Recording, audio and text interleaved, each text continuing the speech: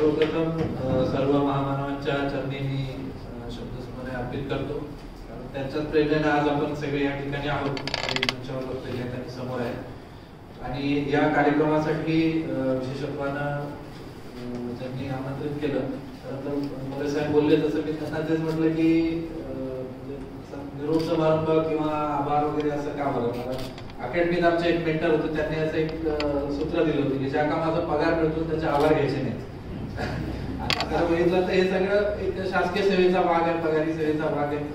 त्यामुळे त्यांना असं म्हटलं परंतु त्यांचा आणि सगळ्यांचा स्नेह एवढा आहे की शेवटी मला पण फार जास्त रेजिस्ट करता आलं नाही आणि माझा एक स्वार्थ त्यात होता की मग चला एकदा सगळ्यांना एका ठिकाणी पुन्हा भेटता येईल, सगळ्यांसोबत थोडासा अजून वेळ करता येईल. कारण आता नांदेडवरून शिफ्ट झाल्यामुळे कदाचित ती संधी तेवढी फारशी मिळणार नाही. आता आपण संपर्कात राहूच, परंतु त्यामुळे मग हा कार्यक्रम आज आपण नियोजन केला आणि यासाठी विशेषत्वानं आपल्या आंबेडकर मिशनचे संस्थापक आणि आपल्या सगळ्यांचे मार्गदर्शक श्री दीपक कदम सर यांनी हा कार्यक्रम या ठिकाणी आयोजित केला.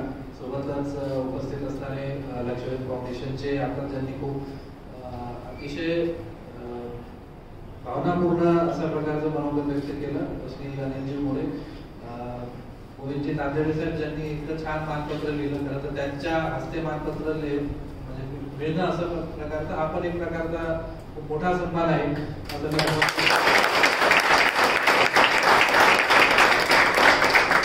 पवार साहेब हे नेहमी कुठलाही सोशल एखादा कॉज असेल, एखादी कुठलीही चांगली जेव्हा केव्हा एखादा मुद्दा येतो आणि असं विचार येतो मला की आता यांना सांगावं वगैरे तेवढं ते स्वतःहून येतं की मला काहीतरी आयुष्यात करायचंय. असे कामाजी पवार साहेब, आमचे काका माझे मित्र हर्षवर्धन यांचे वडील सोनकांबळे साहेब काकू आमच्या, त्याचप्रमाणे उपस्थित असलेले डॉक्टर चव्हाण साहेब यांनी सुद्धा आता त्यांचं मनोगत व्यक्त केलं आणि आता उल्लेख झाला की सुरेश ज्या पद्धतीने काम करतात त्याचे एक प्रकारे ते शिल्पकार त्याच्या यशाचे असलेले चव्हाण साहेब, उपस्थित असणारे इतर सगळे मान्यवर श्री शिवाजीराजे पाटील, श्री कांबळेजी, श्री कपाळेजी, कवी श्री शेळकेजी, श्री गंजेवारजी आणि सर्व उपस्थित इतर मान्यवर, सर्व विद्यार्थी बंधू सगळ्यांना मी या ठिकाणी अतिशय सविनयपूर्वक अभिवादन करतो.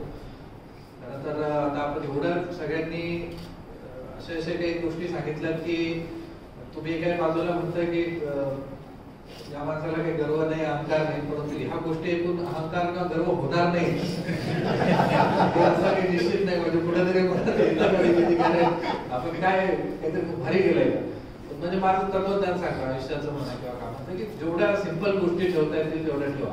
आणि मी हे खरं सांगतो म्हणजे मला लोक सांगतात की तुम्ही एवढं साधं कसं राहू शकता किंवा तुम्ही हे असं कसं करू शकता, कारण मला ते आवडतं आणि मला एक थोडस माझं एक तत्वज्ञान ते की जेवढी गोष्ट सिंपल असली तेवढी ती जास्त एन्जॉयबल असते, आपण त्याचा जास्त चांगला आस्वाद घेऊ शकतो. अतिशय क्लिष्ट गोष्ट असते आणि त्याच्यामध्ये मग ती मजा राहत नाही. त्यामुळे आधीपासूनच म्हणजे आता हे पुन्हा आपण तो उल्लेख केलाच की तर माझ्या आई वडिलांचे माझ्यावरचे अनंत उपकार आहेत की त्यांनी माझी जडणघडण त्या प्रकारे केली, त्यामुळे हे शक्य झालं. बाहेरच्या जगात मी सगळे अनुभव तशा प्रकारचे आले आणि मी नेहमी आज प्रयत्न केला की जेवढं सहज आहे, जेवढं साधं आहे तेवढं मला ते जास्त आवडतं.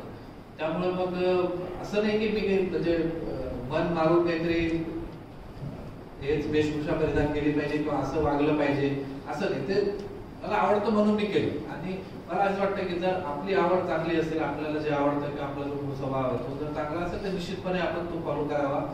असं पण आता नेहमी म्हणता की या सगळ्या विद्यार्थ्यांसाठी आदर्श म्हणून आपण या ठिकाणी हे करा. पण माझं सगळ्यांना एक सांगणार आहे की तुमची जी पर्सनॅलिटी नैसर्गिक आहे तुम्ही त्याच्याशी एकरूप राहा. कधी कधी असं होऊ शकतं, मला खूप जण सांगायचे की नाही तुम्ही थोडंसं आता फ्लॅशी व्हा किंवा आजकाल सोशल मीडियाचं जग आहे, तुम्ही थोडंसं अजून जास्त जरा लोकांना दिसेल अशा पद्धतीचं हे करा. माझं तेच म्हणणार आहे तो माझा नैसर्गिक स्वभाव नाही, ते मी करून बघितलेलं आहे, त्याच्यात मी दोडार पडलेलो आहे.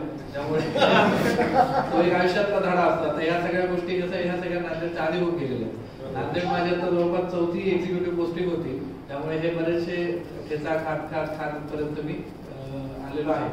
त्यामुळे या गोष्टी होऊन गेल्या आणि मला एक लक्षात आलं की नाही मी जसा आहे मला तसंच असलं तरच मी काम करू शकतो.